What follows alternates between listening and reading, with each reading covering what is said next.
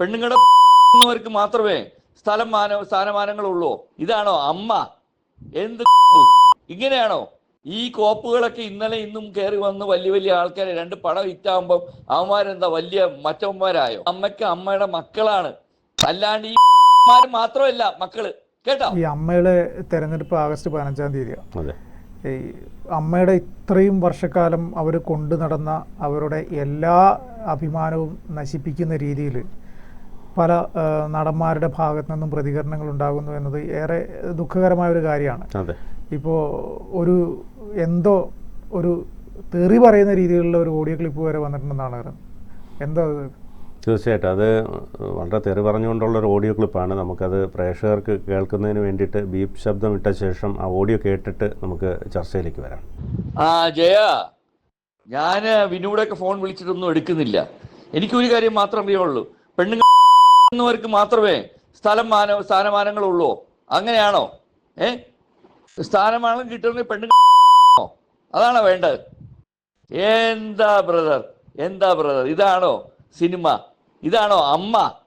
എന്ത് കോപ്പ് ഇങ്ങനെയാണോ? നമ്മളൊക്കെ വളരെ റെസ്പെക്ട്ഫുള്ളി ജീവിച്ചു പോകുന്ന ആൾക്കാരാ.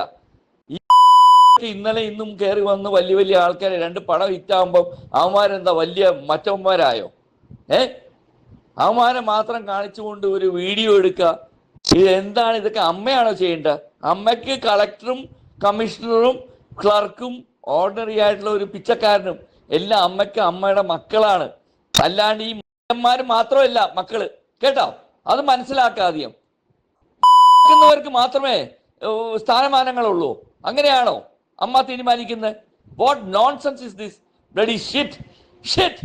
I feel it's shit, nothing less than shit. അപ്പോൾ ഈ ഓഡിയോ ക്ലിപ്പ് കേട്ട് കാണുമെന്ന് പ്രതീക്ഷിക്കുന്നു. അപ്പോൾ ഇതിൽ വളരെ മോശമായ രീതിയിലാണ് പറയുന്നത്. ഒരു ഭാരവാഹിയോടാണ്, ഇത്തരത്തിൽ മുൻ ഭാരവാഹിയോടാണ് മറ്റൊരാൾ ഇത്തവണ മത്സരിക്കുന്ന ഒരു നടൻ പറയുന്നതാണ് ഈ ഓഡിയോ ക്ലിപ്പ്. നമ്മൾ പേര് പറയുന്നില്ല. പക്ഷേ ഇതിൽ നിന്ന് നമുക്ക് മനസ്സിലാക്കാൻ കഴിയുന്നത് ഇതിൽ ഒരു സുതാര്യമായി ഇത് പോകുമെന്ന് തോന്നുന്നില്ല. കാരണം ഇതിൽ മോഹൻലാൽ തന്നെ മാറിയത് തന്നെ ഒരുപക്ഷെ ഇത്തരത്തിലുള്ള പ്രശ്നങ്ങൾ മുന്നിൽ കണ്ടുകൊണ്ടാകണം. കാരണം നമുക്കറിയാം മോഹൻലാൽ എപ്പോഴും ഒരു പ്രശ്നങ്ങൾ ഉണ്ടാക്കാൻ പൊതുവെ കൂട്ടാക്കാത്തൊരു വ്യക്തിത്വമാണ് അദ്ദേഹം. കാരണം അന്ന് തിലകൻ്റെ വിഷയം ഉണ്ടായപ്പോഴും മോഹൻലാൽ നിശബ്ദത പാലിക്കുകയാണ് ചെയ്തത്. തിലകൻ അത് പല അവസരങ്ങളിലും പറഞ്ഞിട്ടുമുണ്ട്. ഒരുപക്ഷെ അതൊരു വലിയ പക്ഷം പിടിക്കലിനോ അല്ലെങ്കിൽ ഒരു ചേരിതിരിവിനോ കാരണമാകണ്ട എന്ന് കരുതിയാകാം മോഹൻലാൽ അന്ന് വോയിസ് റെസ്റ്റ് ഉണ്ടെന്ന് പറഞ്ഞിട്ട് അന്ന് സംസാരിക്കാതിരുന്നത്. അപ്പോൾ തീർച്ചയായിട്ടും ഇതിൽ ഈ പറഞ്ഞതുപോലെ ഭയങ്കരമായി കുതുകാൽ വെട്ടും അങ്ങോട്ടും ഇങ്ങോട്ടും തെറിവിളിയും അതോടൊപ്പം അസൂയയും കുശുമ്പും എല്ലാം നിറഞ്ഞ ഒരു സംഘടനയായി അമ്മ മാറുന്നു എന്നുള്ളതിൻ്റെ ഏറ്റവും വലിയ തെളിവാണിത്. പലപ്പോഴും ഈ അമ്മയെ സംബന്ധിച്ചിടത്തോളം ഇത്ര കാലവും അവരുടെ ഉള്ളിലെ പ്രശ്നങ്ങളോ കാര്യങ്ങളോ ഒന്നും പുറത്തിറങ്ങിയിട്ടുണ്ടായിരുന്നില്ല. ഇന്നലെ ബാബുരാജിന്റെ ഒരു പോസ്റ്റ് ഉണ്ട്, വിഴുപ്പലക്കാൻ താല്പര്യമില്ലാത്തതുകൊണ്ട് കൂടുതലൊന്നും പറയുന്നില്ല എന്ന് പറഞ്ഞിട്ടുള്ള ഒരു പോസ്റ്റ്.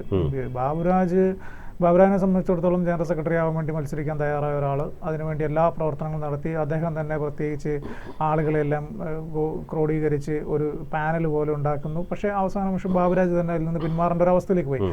ഈ ഓഡിയോ ക്ലിപ്പ് കേട്ട് കഴിഞ്ഞാൽ നമുക്ക് മനസ്സിലാവുക, അമ്മയിലുള്ള സ്ത്രീകളെ അപമാനിക്കുന്ന രീതിയിൽ, അങ്ങേയറ്റം അപമാനിക്കുന്ന രീതിയിലല്ലേ ആ ഓഡിയോ ക്ലിപ്പ് വന്നത്. അവിടുത്തെ ആ സ്ത്രീകളെ ഏത് രീതിയിലാണ് ഇവർ ചില ആളുകൾ ഇങ്ങനെ കാണുന്നത് എന്നുള്ളതാണ് അതിനകത്ത് മനസ്സിലാക്കുന്നത്. അതെ, ഇത് ശരിക്കും പറഞ്ഞാൽ ഇടവേള ബാബു ഇല്ലെങ്കിൽ എങ്ങനെ അമ്മ സംഘടന പോകുമെന്ന് പറഞ്ഞ ആളിനെയാണോ ഭാരവാഹിയാക്കുന്നത് എന്നൊക്കെയുള്ള ചോദ്യങ്ങളൊക്കെ പല കോണുകളിൽ നിന്നും വരുന്നുണ്ട്. ഈ സ്ത്രീകളെ അപമാനിക്കുക എന്ന് പറഞ്ഞത് അതൊരിക്കലും അംഗീകരിക്കാൻ പറ്റുന്നൊരു കാര്യമാണ്. സ്ത്രീകളെ അപമാനിച്ചുകൊണ്ടാണ് ഇപ്പോൾ ഈ ഓഡിയോ ക്ലിപ്പ് തന്നെ പുറത്തു വന്നിരിക്കുന്നത്. അത് ഏത് നടൻ്റെ ആണെന്ന് നിങ്ങൾക്ക് ശബ്ദം കേട്ട് ആളെ അറിയാവുന്നവർക്ക് മനസ്സിലാവും.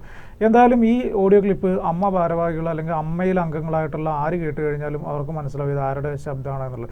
നിങ്ങൾ മനസ്സിലാക്കേണ്ട ഒരു കാര്യം, അവിടെ അമ്മ എന്ന് പറയുന്നത് എന്താണ് അമ്മ എന്ന് എല്ലാവരും ഉൾക്കൊള്ളേണ്ട ഒരു കാര്യമാണ്. അമ്മ പറഞ്ഞു കഴിഞ്ഞാൽ അത് നമ്മളൊക്കെ വളരെ അസൂയയോടുകൂടെ പുറത്തുനിന്ന് നോക്കിക്കണ്ട ഒരു വലിയ കൂട്ടായ്മയാണ്.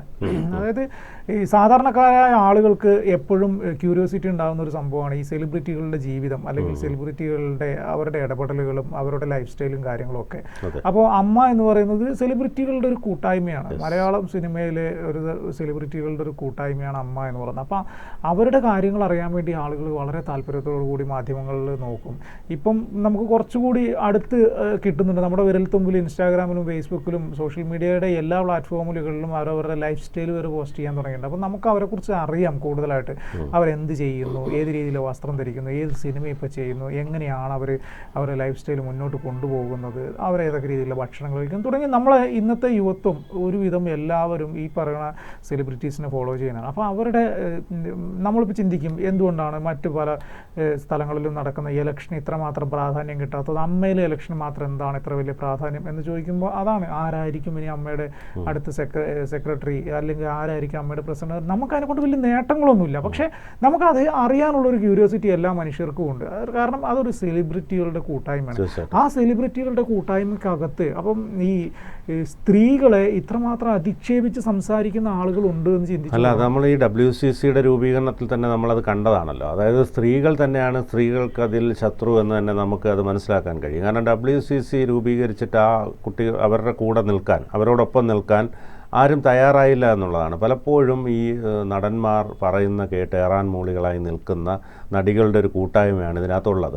ഒന്നോ രണ്ടോ പേർ ഉച്ചത്തിൽ ശബ്ദമുയർത്തിയാൽ അവരെ ഒറ്റപ്പെടുത്തുക, അവർക്ക് സിനിമ ഇല്ലാതാക്കുക എന്ന രീതിയിലേക്ക് അവരെ ഒരു ട്രോമയിൽ കൊണ്ടെത്തിക്കുന്ന നടികളാണ് ഇതിനകത്ത് ഉള്ളത് കൂടുതലും. കാരണം അന്ന് ഈ വാർത്താ സമ്മേളനം നടത്തിയപ്പോഴും കണ്ടില്ലേ, ഇവരുടെ കൂടെ ഈ നടന്മാർക്കൊപ്പം നിന്ന്, അതായത് ഒരു വിമർശനമുണ്ടായ സമയത്ത് അവരോടൊപ്പം നിന്ന്, അപ്പോൾ അവർ തന്നെ പറയുന്നുണ്ട്, ഞങ്ങളെ കൂടെ കണ്ടോ ഇരിക്കുന്നുണ്ടോ, രണ്ട് സൈഡിലും ഇത്തരം സ്ത്രീകളെ ഞങ്ങൾ സംരക്ഷിച്ചാണ് കൊണ്ടുപോകുന്നതെന്ന് പറയുമ്പോൾ ഇവർ അതിന് ചുക്കാൻ പിടിക്കുന്ന ഒരു രീതിയിലേക്കാണ് സിനിമ പൊയ്ക്കൊണ്ടിരിക്കുന്നത്. എപ്പോഴും പുരുഷാധിപത്യം തന്നെയാണ് സിനിമയിൽ നിലനിൽക്കുന്നത്. ഒരിക്കലും ഒരു സ്ത്രീക്ക് പ്രാധാന്യം കൊടുത്തുകൊണ്ടോ അല്ലെങ്കിൽ സ്ത്രീ ശബ്ദങ്ങൾക്ക് പ്രാധാന്യം കൊടുത്തുകൊണ്ടോ ഒരു സിനിമ നിലനിൽക്കുന്നില്ല. അത് സ്ത്രീകൾ, വനിതാ കമ്മീഷൻ അടക്കം പറയുന്ന സ്ത്രീകൾക്ക് നീതി കിട്ടണം എന്ന് പറയുമ്പോഴും സിനിമയ്ക്കകത്ത് കയറിയാലേ അത് അറിയാൻ കഴിയൂ. അത് അതിലുള്ളവർ തന്നെ പറയുന്നതാണ്. സിനിമയ്ക്കകത്ത് സ്ത്രീകൾക്ക് വേണ്ടത്ര പരിഗണന ഇല്ല എന്നുള്ളത് തന്നെയാണ് യാഥാർത്ഥ്യം. അത് ഈ ഷൈൻ ടോം ചാക്കോയുടെ കാര്യങ്ങൾ വന്നപ്പോഴൊക്കെ നമുക്കറിയാം. അതോടൊപ്പം തന്നെ പ്രതിഫലത്തിൻ്റെ കാര്യത്തിൽ ഇപ്പോൾ ഈ പറഞ്ഞതുപോലെ സ്ത്രീകൾക്ക് പുരുഷന്മാരോടൊപ്പമുള്ള പ്രതിഫലം ഏതെങ്കിലും മലയാള സിനിമയിൽ എവിടെയെങ്കിലും നൽകുന്നുണ്ടോ? ഇപ്പോൾ ഒരു സിനിമയിലും ഇല്ല. വളരെ വ്യത്യാസമാണ്. നടൻ്റെ ഒരു 4/1 ശമ്പളമായിരിക്കും നടിക്ക് കിട്ടുന്നത്. പിന്നെ നയൻതാരയെ പോലെയോ അല്ലെങ്കിൽ മഞ്ജു വാര്യരെ പോലെയോ. വേറെ പ്രശ്നമില്ല കേട്ടോ. അപ്പോൾ ഈ പ്രതിഫലത്തിൻ്റെ കാര്യത്തിൽ ഒരു കാരണവശാലും ഒരിക്കലും ഈ നടനായാലും നടിയായാലും അവർക്ക് ഈക്വൽ പ്രതിഫലം ഒരു സ്ഥലത്തും കൊടുക്കില്ല. കാരണം ഇവരുടെയൊക്കെ മാർക്കറ്റിംഗ് വാല്യൂ അനുസരിച്ചാണ്, അവരുടെയൊക്കെ കഴിഞ്ഞ പടങ്ങളുടെ ഇതൊക്കെ അനുസരിച്ചാണ് ഓരോ താരത്തിനും. അല്ല, അത് വേറെ ഒരു കാര്യമുണ്ട്. ഈ പറഞ്ഞ പോലെ നയൻതാരയെ പോലെയുള്ള മലയാളികളുണ്ട്, അല്ലെങ്കിൽ മഞ്ജു വാര്യരെ പോലെയുണ്ട്. അവരെ ഒന്ന് അക്കോമഡേറ്റ് ചെയ്യാൻ മലയാള സിനിമയ്ക്ക് കഴിയുന്നില്ല ഇപ്പോൾ. അതാണ് സംഭവിക്കുന്നത്. കാരണം അങ്ങനെയുള്ളവർ തമിഴിലും തെലുങ്കിലും അല്ലെങ്കിൽ മറ്റ് ഭാഷകളിലേക്ക് പോയിട്ടാണ് അവർ ആ ഉയർന്ന പ്രതിഫലം വാങ്ങുന്നത്. പക്ഷേ ഇവിടെ ഈ സംഭവിക്കുന്നത് പുരുഷാധിപത്യം തന്നെയാണ് സിനിമയിൽ നടന്നുകൊണ്ടിരിക്കുന്നത്. അതുമാത്രമല്ല, ഇതിൽ പറയുന്ന ഈ തെറിവിളിയിൽ സ്ത്രീകളെ വളരെ മോശമായിട്ട്, അതായത് സിനിമയിലുള്ള സ്ത്രീകൾ മുഴുവൻ അങ്ങനെയുള്ളതാണെന്ന് വിചാരിക്കും. അങ്ങനെയുള്ളവരെയാണോ ഭാരവാഹികളാക്കുന്നത് എന്ന് ചോദിക്കുമ്പോൾ അത് സ്ത്രീകൾക്ക് നേരെയുള്ള ഒരു അതിക്രമമായിട്ട് തന്നെ കാണേണ്ടി വരും. കാരണം ഇത് ഒരാൾ ചോദിക്കുന്നുണ്ടെങ്കിൽ ഇത് നടക്കുന്നത് കൊണ്ടാവണമല്ലോ അത് ചോദിക്കുന്നത്. അതോടൊപ്പം തന്നെ അവരുടെ പാരൽ സമാന്തരമായി അവർക്ക് കാർ ഷെഡിൽ ഒരു ബാറ്, ഇതൊക്കെ എവിടെ നടക്കും? ഇങ്ങനെ ഒന്ന് ആലോചിച്ച് നോക്കൂ. വലിയ ആഡംബരങ്ങളുള്ള കാറിൽ വരുന്നു, അവിടെ കാർ ഷെഡിനായിട്ട് പ്രത്യേക ഒരു സ്ഥലം, അവിടെ ഒരു ചെറിയ ബാറ് പോലെ സെറ്റ് ചെയ്യുന്നു, മദ്യപിച്ച് ആണ് ഈ മീറ്റിങ്ങുകൾക്ക് എത്തുന്നത്. പക്ഷേ ഇതിന് കൊടി പിടിക്കാനും ഇതിനെ ചൂട്ട് പിടിക്കാനുമായിട്ട് കുറേ നടികളും ഇവരോടൊപ്പം നിൽക്കുന്നു. കാരണം അവർക്ക് നിന്നേ പറ്റൂ. കാരണം ഇവർക്ക് അവസരം കിട്ടണമെങ്കിൽ ഇവന്മാർ വിചാരിച്ചാലേ നടക്കത്തുള്ളൂ. അതുകൊണ്ട് അവർ എന്ത് വൃത്തികേടുകൾക്കും കൂട്ടു നിൽക്കുന്ന അവസ്ഥയിലേക്ക് കാര്യങ്ങൾ പോകുന്നു. 1-2 പേര് 3-4 പേര് ചേർന്നിട്ട് WCC ഉണ്ടാക്കുന്നു. അവർ ഇതിനകത്തുള്ള സകലതും വിളിച്ചു പറയുന്നു.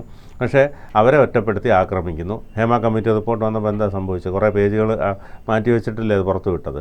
അത് എത്ര കാലം ഫ്രീസറിൽ ഇരുന്നിട്ടാണ് അത് പുറത്തു വിട്ടത്? ഇതിനകത്ത് നടക്കുന്ന മുഴുവൻ ഇതാണ്. അമ്മയിൽ ഈ കൂട്ടയടി തന്നെയാണ്. അത് കേരളീയ പൊതുസമൂഹം എല്ലാം അറിഞ്ഞു കഴിഞ്ഞു. ഇനി എത്ര കാലം മറച്ചു വെച്ചാലും ഇതൊന്നും മൂടി വയ്ക്കാൻ കഴിയില്ല. കൂടുതൽ വാർത്തകളും വിശേഷങ്ങളും നിങ്ങളിലേക്ക് എത്താൻ ABC മലയാളം സബ്സ്ക്രൈബ് ചെയ്യുക, ബെൽ ബട്ടണും അമർത്തുക.